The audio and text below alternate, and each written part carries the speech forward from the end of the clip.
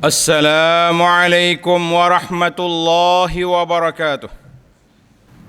Alhamdulillah. Alhamdulillahilladzi 'allama bil qalam. 'Allamal insana ma lam ya'lam. Ahmaduhu ta'ala wa ashkuruh ala ma yassara wa an'am. Wa ashhadu an la ilaha illallah wahdahu la syarika lah. Zul fadli wan ni'am. Arsala rasulahu bil huda wa dinil haqq. Wa ashhadu anna sayyidana wa nabiyyana Muhammadan abduhu wa rasuluh. Allahumma salli wa sallim wa barik ala abdika wa rasulika Muhammad wa ala alihi wa sahbihi wa man sar ala nahjihi wa ihtada bihadihi wa istanna bi sunnati ila yaumiddin. Amma ba'd. Fa ya ibadallah, ittaqullaha haqqa tuqatih wa la tamutunna illa wa antum muslimun. A'udzu billahi minasy syaithanir rajim. Wattaqu yawman turja'una fihi ila Allah thumma tuwaffa kullu nafsin ma kasabat wa hum la yuzlamun.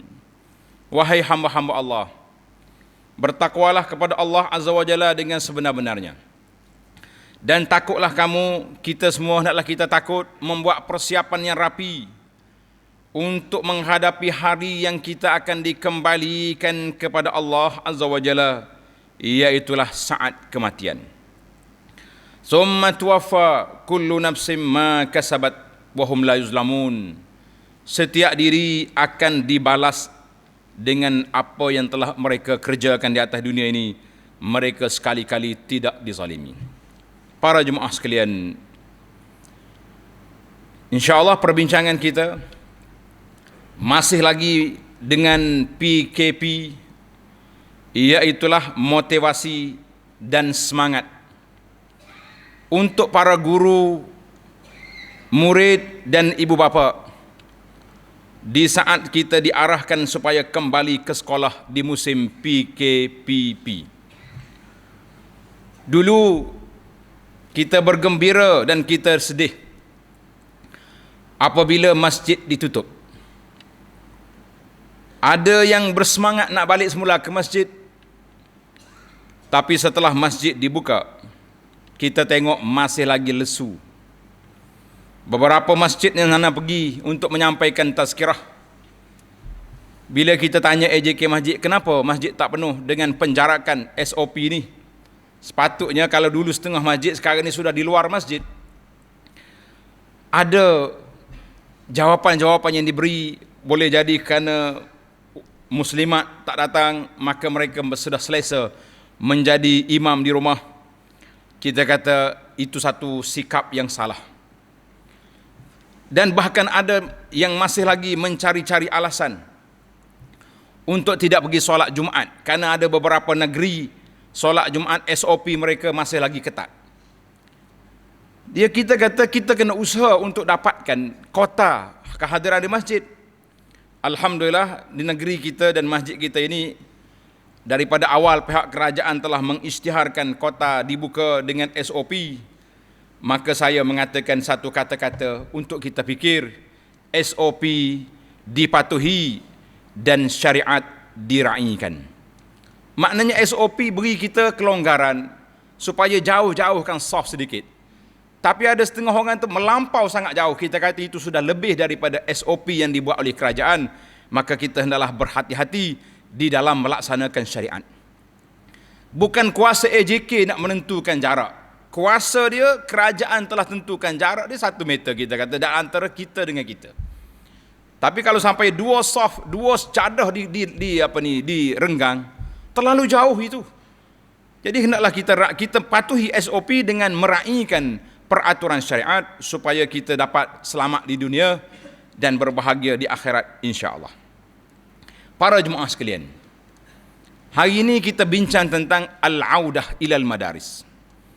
Apabila kerajaan mengatakan 15 hari bulan ini sekolah balik, dan pelajar-pelajar yang ambil peperiksaan yang besar telah pun masuk ke sekolah masing-masing, ada yang pergi ke asrama, dan juga anak-anak yang kecil juga akan balik ke sekolah. Maka di sini saya beri beberapa motivasi dan peringatan. Sebab dulu paling lama kita cuti hanyalah bulan 12, akhir 11, 12. Maknanya sebulan ataupun tak 35 hari, 40 hari. Tapi tahun ni, tahun corona, kita telah bercuti lebih daripada 3 bulan. Daripada penggal 1 bulan 3 dulu sampai ke saat ini sudah bulan 7, maknanya anak kita berada di rumah sudah 3 bulan lebih. Mungkin ibu bapa rasa selesa dah duduk dengan anak-anak, suka pula. Kalau anak pergi sekolah sunyi, anak pun rasa suka lah belajar lagu ni. Tak, sekali-sekala cikgu hantar SMS suruh buat kerja sekolah, buatlah dia 1 hari. 1 hari hantar, 3 hari tak ada. Kita kata para jemaah sekalian, maka apa yang patut kita lakukan para jemaah sekalian sebagai ibu bapa, sebagai guru, sebagai masyarakat, kita kena lihat bahawa pendidikan anak-anak adalah merupakan suatu perkara yang penting di dalam kehidupan. Dalam hadis yang sahih yang dikeluarkan oleh Imam Muslim, Nabi kita sallallahu alaihi wasallam telah bersabda, "Man salaka tariqan yaltamisu fi ilma, sahhalallahu lahu bihi tariqan ilal jannah." Siapa yang berjalan menuntut ilmu. Para ulama semasa telah menafsirkan hadis ini, dia kata ada orang yang berjalan sungguh-sungguh sehingga diceritakan Al-Imamul Bukhari mengembara mencari hadis sampai berapa ribu kilometer, naik unta jalan kaki, Masya Allah. Anak kita hanya pergi ke universiti mungkin naik bas setengah malam sampai, ataupun yang berulang alik ke sekolah, pagi pergi petang balik, itu pun masa sudah ada. Ataupun di zaman PKP kita tak pergi mana-mana, tetapi kita menghabiskan data internet kita untuk mencari ilmu. Contohnya kuliah subuh, saya sampaikan tafsirul Quran, kita sudah hampir kepada 3 juzuk Quran yang kita baca. Ada jemaah yang berterusan daripada awal PKP sampai saat ini, kita kata hani'an lakum. Ada lagi ustaz-ustaz lain pada waktu duha, pada waktu malam, maghrib, kita mengatakan ini juga termasuk salah katarikan yaltamisu fi ilma, tidak ada jalan untuk kita mengatakan tidak. Maka Nabi kata apa? Sahhalallahu bihi tariqan ilal jannah. Allah Ta'ala permudahkan jalan dia nak pergi ke syurga. Hadzal hadis rawahu Muslim. Maka yang pertama sekali kepada anak-anak pelajar, sama ada di sekolah, di universiti, pelajar di zaman PKP ni agak sukar. Anak sendiri mengajar di kolej melalui alam maya. Kita seorang cakap dengan alat kita ni, anak murid ada ke tak ada kat depan memang tak ada, nama je ada. Kita tak tahu apa yang dia buat. Boleh jadi dia tengah pasang ni, dia duduk tengok cerita lain, duduk baca buku lain, duduk minum kopi. Kita kata biarlah. Yang pentingnya wasailut ta'lim tak boleh diabaikan. Maka setelah kita melalui ijazah ataupun cuti yang panjang, tentulah satu norma baru yang akan memberi satu kelainan kepada anak-anak kita untuk kembali ke madrasah. Maka menjadi tanggungjawab kita ibu bapa beri semangat kepada anak-anak bahawa kita pergilah ke sekolah walaupun dengan apa SOP sekalipun, supaya kita mendapat ilmu, kerana anak-anak hari ini merekalah yang akan menjadi orang dewasa di masa depan. Budak-budak pada saat ini, merekalah yang akan menjadi pemimpin masa depan. Kerana itu kata ahli fikir, kalau kita nak tengok ke mana hala tuju negara kita, kita tengok bagaimana gaya hidup kanak-kanak di zaman ini. Tapi kalau kanak-kanak zaman ini hidup dengan gadget je, dengan apa, kita mengatakan pada masa depan apa yang kita nak harapkan kepada budak-budak macam ni. Maka para pelajar sekalian, yang pertama sekali kita niat balik bahawa husnul al-qasad, kita niat kita belajar ini kerana Allah Azza wa Jalla. Yang pertama kerana kita nak hilangkan kejahilan dalam diri kita. Yang kedua kita nak mengambil makrifah, membantu masyarakat. Bahkan ada di kalangan pelajar anak-anak orang miskin. Berapa ramai. Baru ni saya pergi ke pejabat majlis agama, kita dapat maklumat ada beberapa penerima zakat tegar daripada majlis agama. Tengok-tengok duit dia dalam bank sudah berpuluh ribu. Bila disiasat, kenapa makcik ambil duit? Orang bagi, hamba ambil. Kenapa? Dia kata dulu memang saya miskin, anak-anak susah, anak-anak ramai, pergi sekolah, pergi ni. Tapi bila mereka dah besar, Mereka yang bagi duit saja, jadi duit yang diberi oleh zakat ni saya simpan tak kosek-kosek duduk situ ya. Kita mengatakan halatul insan tataghayyar. Keadaan hidup manusia berubah. Dulu susah, mereka akan senang. Dan tak semestinya senang. Ada orang yang senang dulu, susah kemudian. Kita kata biarlah kita bersusah-susah dulu, bersenang-senang kemudian, itu yang sepatutnya. Tapi kalau mewah di awal, susah di akhir, berat kita. Maka para jemaah sekalian, kita mengatakan bahawa pendidikan anak-anak ini adalah merupakan suatu qurbah. Kita niatlah ianya adalah merupakan suatu mendekatkan diri kepada Allah Azza wa Jalla. Kecuali kita hantar anak dia belajar, anak kita belajar ilmu sihir, belajar ilmu untuk nak merusakkan orang, maka itu haram. Anak saya tak belajar agama ustaz, dia belajar sains. Anak saya belajar ilmu kedoktoran. Anak saya belajar engineer. Kita mengatakan ibu bapa kena faham. Tidak ada pemisahan ilmu di dalam Islam. Yang kita belajar ilmu fardu ain, Allah yang mengarah kita supaya kenal fardu ain. Allah juga mengajar kepada kita supaya kuat ilmu fardu kifayah, supaya umat Islam ini tidak dipermain-main, tidak diperkotak-katikkan oleh orang-orang bukan Islam. Kalau tidak kita jadi pak turuk selama-lama, kita akan dimain-mainkan oleh orang.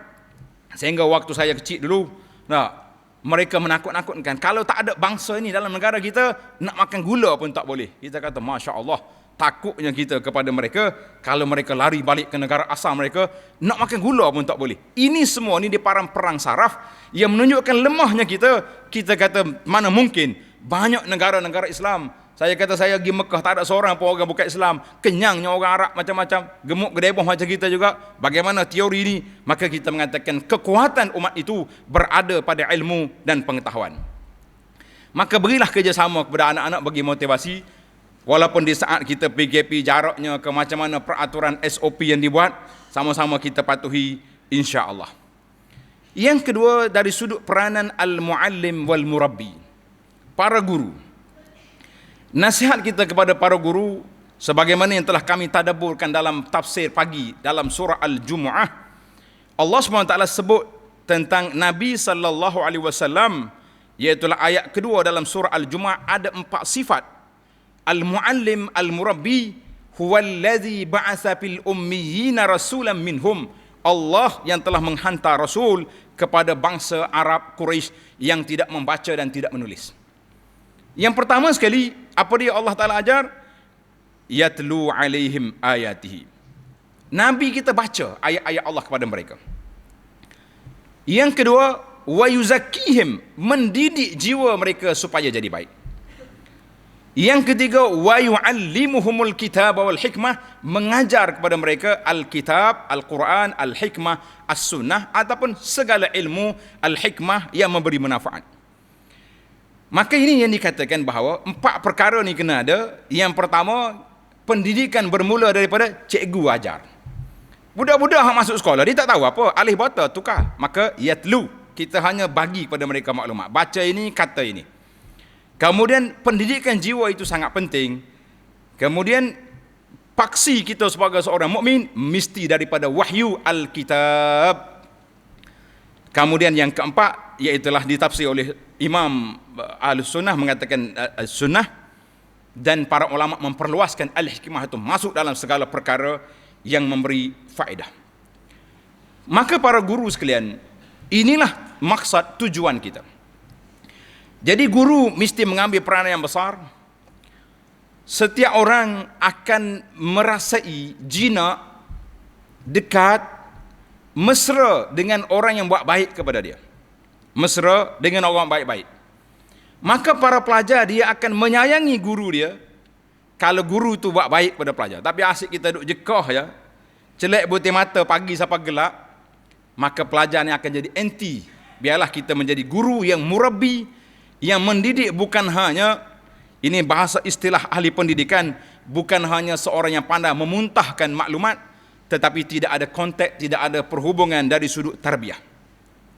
Maka biarlah para guru bersifatlah demikian, dan para pelajar mesti menghormati guru mereka sebagaimana kata Imam Syafi'i rahimahullahu taala, kuntu atasaffahul waraqah baina yaday syaikhi Malik.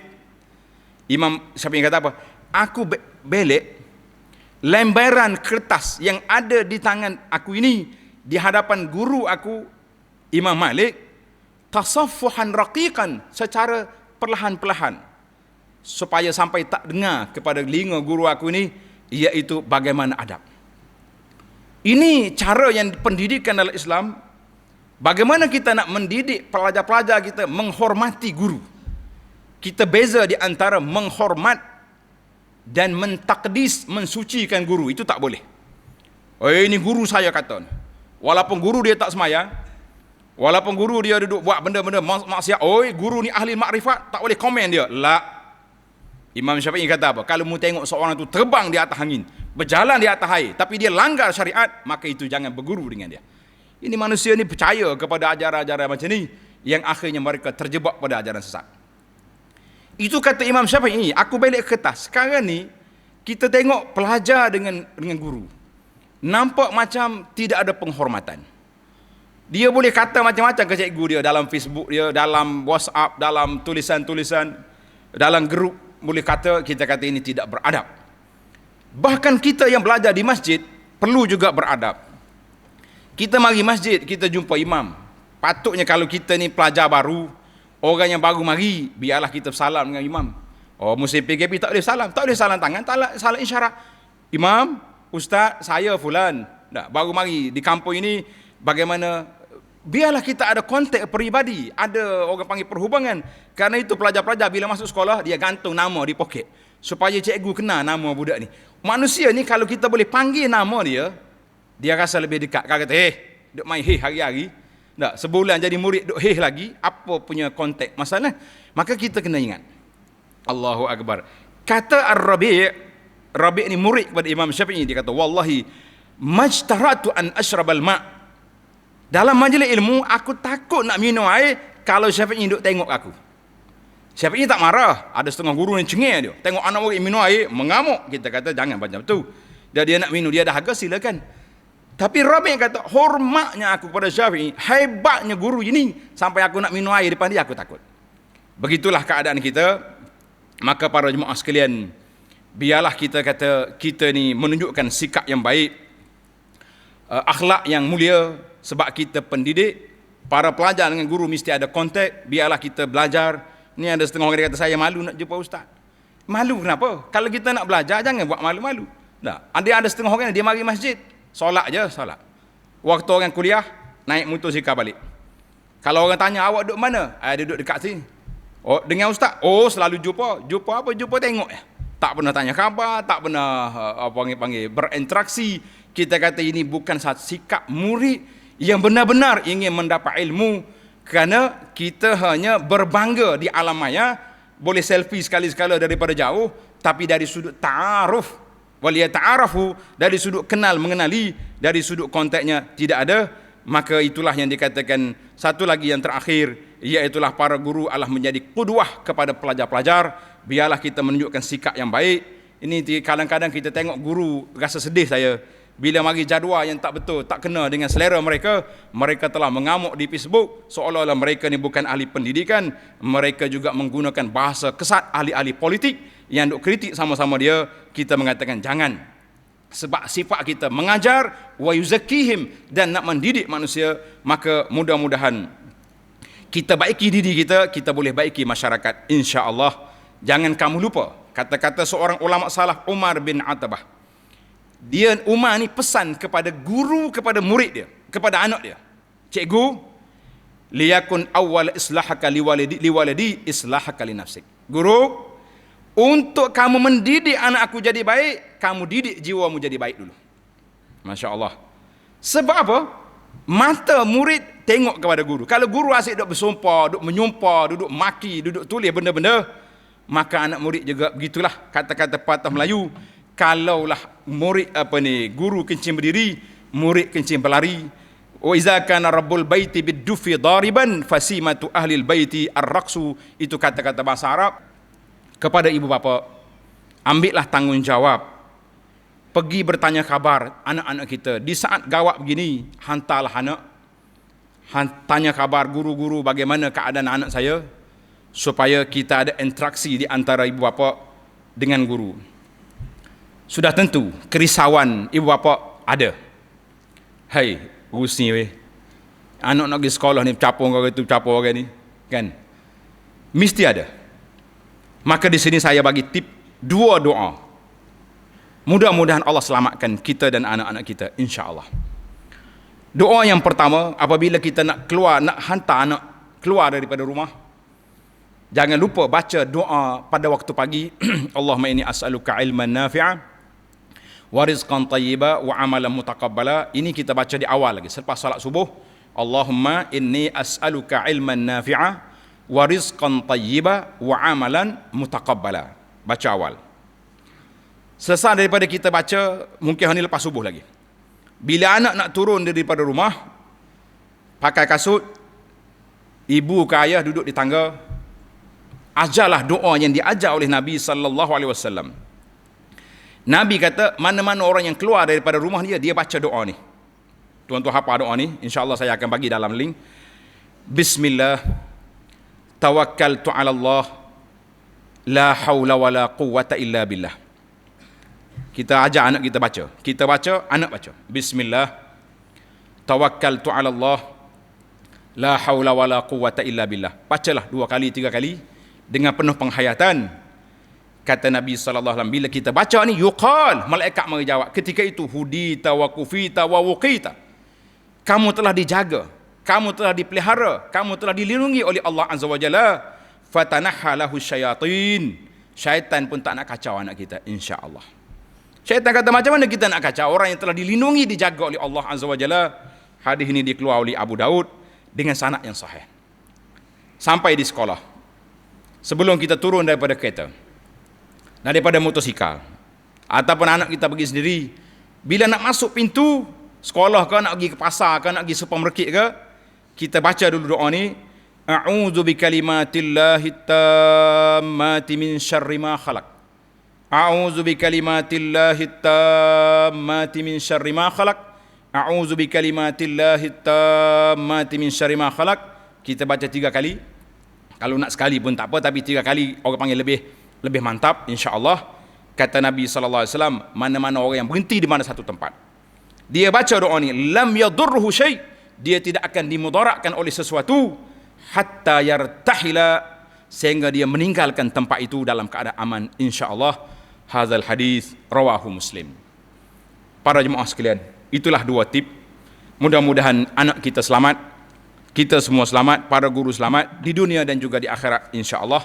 Pada hari Jumaat dan hari-hari yang lain, sentiasalah berselawat ke atas Nabi sallallahu alaihi wasallam, karena perintah Allah dalam Al-Quran, innallaha wa malaikatahu yusalluna 'alan nabi ya ayyuhalladzina amanu sallu 'alaihi wa sallimu taslima.